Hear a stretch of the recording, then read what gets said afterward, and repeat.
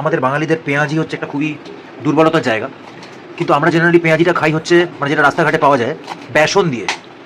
কিন্তু যদি পেঁয়াজিটা প্রপারলি মুচমুচে খেতে চান তাহলে সেই পেঁয়াজিটায় বেসন দিলে হবে না। এটাতে চালের আটা, এটা ময়দা আর বেকিং পাউডার আর হালকা বেকিং পাউডার, এরপর ধনেপাতা লোকাল দিশি ধনেপাতা। কি সুন্দর গন্ধ বেরোচ্ছে।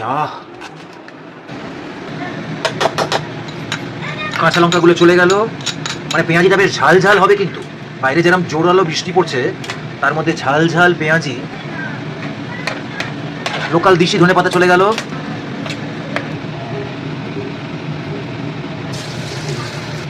পেঁয়াজি, খিচুড়ি, ইলিশ মাছ ভাজা, এগুলো হচ্ছে বাঙালিদের সোশ্যাল হ্যাক বৃষ্টির সময়।